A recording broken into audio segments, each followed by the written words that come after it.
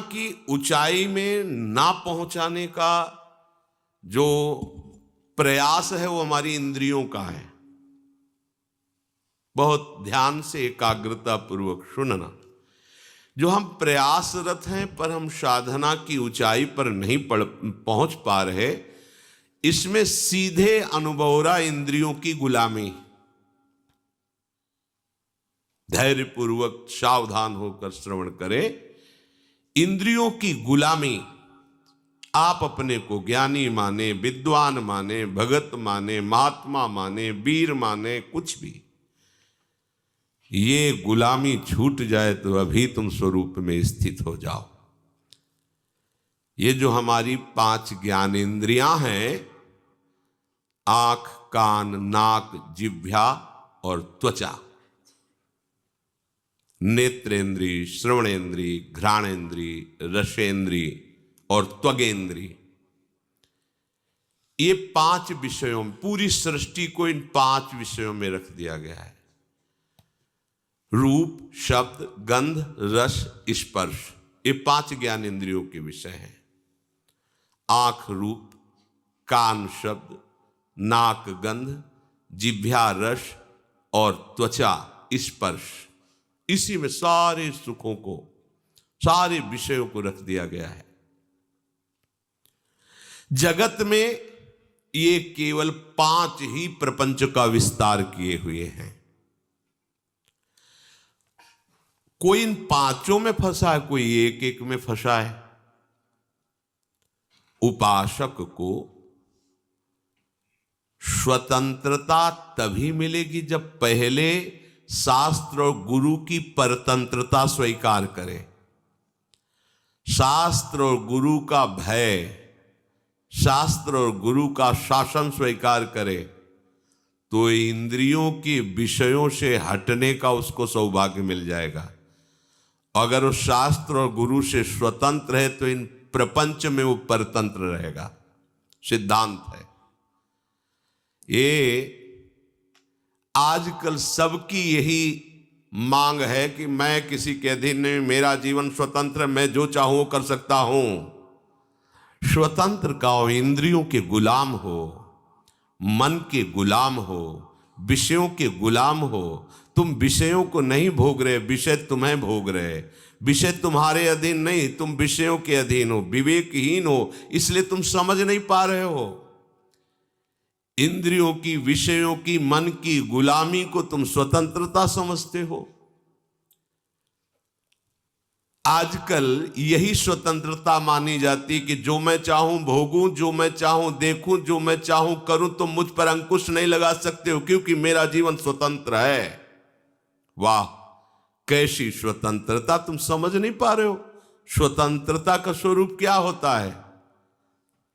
सब तुम्हारे अधीन हो, तुम किसी के अधीन नहीं। ये तो कोई महात्मा होता है, ये तो कोई पहुंचा हुआ सिद्ध होता है, और तुम अपने को स्वतंत्र समझ रहे हो। इंद्रियों के विषयों की गुलामी करते हो, मन की गुलामी करते हो, शरीर की गुलामी करते हो और अपने को स्वतंत्र समझते हो। कहते हो हम स्वतंत्र हैं, जो चाहेंगे करेंगे। अरे जो चाहेंगे करेंगे तुम नहीं, ये इंद्रियां जो चाहेंगी तुमसे करवा लेंगी। मन जो चाहता है वो तुमसे करवा लेता है। तुम गुलाम हो कि स्वतंत्र? देखो ना, जो सद्गुरु और शास्त्र की अधीनता स्वीकार करता है वो स्वतंत्रता की तरफ बढ़ता है। जो मन और इंद्रियों की स्वीकार करता है वृत्ति, वो गुलामी है। चाहे जितना बड़ा वीर हो, बाहर विजय प्राप्त करने के लिए दौड़ता रहता है, पर इंद्रियों पर विजय, मन पर विजय तो कोई गुरु कृपा पात्र ही कर पाता है। मनुष्य शास्त्र की बात, संत की बात, महात्मा की बात, ग्रंथ की बात, आचार्य की बात को कहता मैं क्यों मानूं, मैं तो स्वतंत्र हूं। वाह, क्या स्वतंत्रता है! वो कह रहा है मैं स्वतंत्र हूं, घोषणा करता है मैं जो चाहूं कर सकता हूं। जरा धैर्यपूर्वक सोचो, तुम गुलाम हो कि स्वतंत्र हो? गुलाम हो तुम, स्वतंत्र नहीं हो। जब ये इंद्रियां तुम्हारे अधीन होंगी, मन तुम्हारे अधीन होगा, तुम विश्व के किसी भी विषय से प्रभावित नहीं होगे, तब तुम स्वतंत्रता की तरफ बढ़ रहे हो। पराजित होकर घुटने टेक देने वाले को गुलाम कहते, स्वतंत्र नहीं कहते। तो ये विषय, इंद्रिय, मन, इनके गुलाम हो और भगवदानंद की अनुभूति करना चाहते हो, पहले इनकी गुलामी से हटो। भगवान शंकराचार्य जी से प्रश्न किया गया कि जगत को किसने जीता? जीतम जगत के न। ज्ञान समुद्र है, बड़े बड़े विद्वानों को एक क्षण में मौन करा देने वाले महापुरुष। प्रश्न हुआ, जीतम जगत के न, किसने संसार को जीता? कौन स्वतंत्र और विजयी माना जाएगा? उत्तर हुआ, मनो ही एनो। जिसने 5 ज्ञानेंद्रियों सहित मन को जीत लिया, उसने जगत को जीत लिया, संसार को जीत लिया, त्रिभुवन को जीत लिया। बड़े बड़े वीरों को परास्त करने वाला, बड़े बड़े देशों पर विजय प्राप्त कर लेने वाला, वो विजयी नहीं कहा जाता। विजयी वो है जो विषयों के आकर्षण को, इंद्रियों को, मन को जीत लिया, उसे कहा जाता है विजयी। मामूली सा एक छोटा विषय इंद्रिय का तुम्हें अधीन करके पतन करवा देता, तुम्हारी दुर्दशा कर देता। तुम अपने को वीर समझते हो, स्वतंत्र समझते हो। अरे तुम ये नहीं समझ रहे कि कितनी बड़ी तुम्हारी गुलामी हो रही इंद्रियों की। वो जैसा चाह रहे वैसा करवा रहे हैं। तुम घोषणा करते हो मैं वीर हूं, मैं उपासक हूं, मैं विजयी हूं, संसार त्यागी हूं। देखो ना, इंद्रियों की, मन की गुलामी से जो मुक्त हुआ, वही तो मुक्त कहा जाता है, वही तो भगवदानंद का अधिकारी होता है। पूज्य श्री भाई जी महाराज कह रहे हैं, मुंबई में एक बड़े विद्वान और ज्ञानी महात्मा, वो मेरे पास मिलने के लिए आए। वो बहुत बड़े सम्माननीय थे, बड़ा उनका सम्मान होता था। इतने बड़े वो विद्वान थे कि बड़े बड़े तार्किक उनके सामने टिक नहीं सकते थे। जहां कोई प्रश्न करे तो प्रश्न पूरा नहीं हो पाता था, उत्तर प्रारंभ हो गया उनका उत्तर। परंतु जब वो हमारे पास आए, 1-2 दिन रुके, तो उनकी दिनचर्या देखी। वो इतनी रसेंद्री के वश में थे, कुछ कुछ मिनट में भाई जी गरम जलेबी मंगवा दीजिए, वो रबड़ी, वो भुंजिया मंगवा दीजिए, ऐसा वैसा, इतनी मांगे थोड़ी थोड़ी देर में।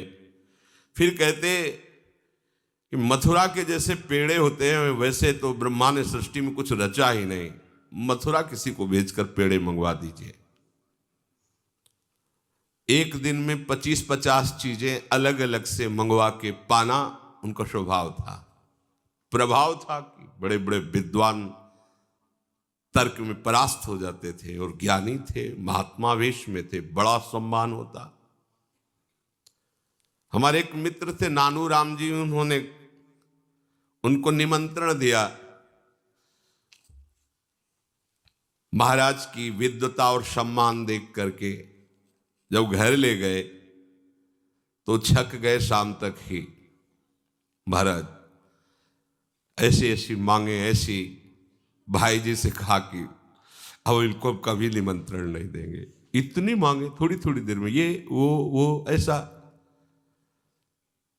फिर मैं एक दिन उन महात्मा जी से पूछा कि महाराज आपका ज्ञान, आपकी विद्वता, आपका प्रभाव, फिर ये कलंक कैसा? एकांत में थे, अपना बड़ा हितैषी जान करके उन्होंने कहा कि यद्यपि इन विषयों का आत्मा से कोई संबंध नहीं है, इसमें मेरी कोई हानि नहीं है, क्योंकि मैं निरपेक्ष रहता हूं। पर वास्तविक आपसे छुपाव की बात नहीं, मैं रसेंद्री को जीत नहीं पाया हूं। ये बार बार मुझे परास्त करती, मुझे ग्लानि भी होती है, पर मैं क्या करूं, इसको जीत नहीं पा रहा हूं रसेंद्री को। ये नया नया चाट बन गया है, ये लाओ वो लाओ, मैं दुखी भी हूं पर इसको जीत नहीं पा रहा हूं। देखिए देखिए भाई जी कह रहे, देखिए देखिए, इतना बड़ा ज्ञानी, इतना बड़ा सम्माननीय एक इंद्रिय की गुलामी नहीं छोड़ पा रहा है।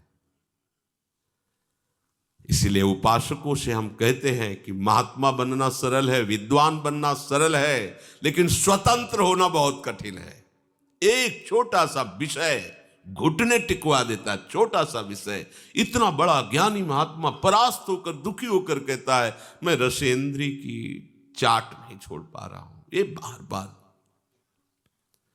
उपासक जब इंद्रियों के परवश हो जाता है तो मामूली सी वस्तु में क्या क्या उसकी दशा होती है, मामूली सी बात में क्या क्या उसकी दशा होती है। गोस्वामी तुलसीदास जी ने देखा इन इंद्रियों की लोलुपता को। ओह, इन इंद्रियों ने मुझे मजाक बना दिया, हंसी उड़ाई, अपने वश में कर लिया। अब नहीं, अब नहीं, अब मैं प्रभु का हो गया हूं।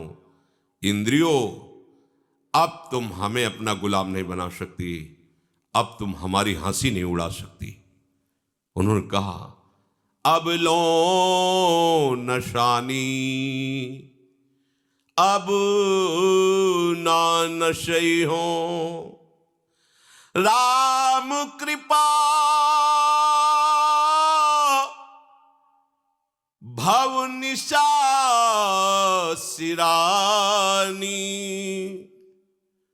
जागे फिरी न डसे हो, अब लो नशानी, अब न नसई हो, पर बस जानी हंस्यो इन इंद्रिन। अब तो मैं प्रभु का हो गया हूं, निज बस हुए न हंसई हो, अब लो नशानी, अब ना नसई हो।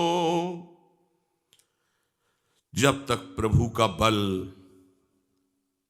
प्रभु की महिमा, प्रभु का नाम हमने पूर्ण रूप से स्वीकार नहीं किया था, तब तक इंद्रियों ने हमारी बड़ी हंसी उड़ा दी। मैं जी नहीं सकता था विषय के बिना। आज भगवान की कृपा से मैं जाग गया हूं, अब नहीं सोऊंगा, अब इंद्रियों की गुलामी नहीं करूंगा। जब तक मैं प्रभु को पूर्ण समर्पित नहीं था, तब तक इंद्रियों ने मुझे गुलाम बना लिया। ये प्रतिदिन मुझे नाच नचाती रही, जैसा चाहती रही। संसार हंसता रहा। आज नहीं, अब नहीं। उपासक इस बात को समझे, प्रभु का बल लेकर, प्रभु के आश्रित होकर इंद्रियों की परवशता को मिटा दे। देखो, यही उपासना है। थोड़े से स्वाद के लिए, थोड़े से सुख के लिए, थोड़ी सी सुंदरता के लिए, थोड़े से शब्द सुनने के लिए, स्पर्श करने के लिए सच्चिदानंद सुख का बलिदान कर रहे हो। यह अवसर सच्चिदानंद सुख के लिए मिला है, क्या कर रहे हो?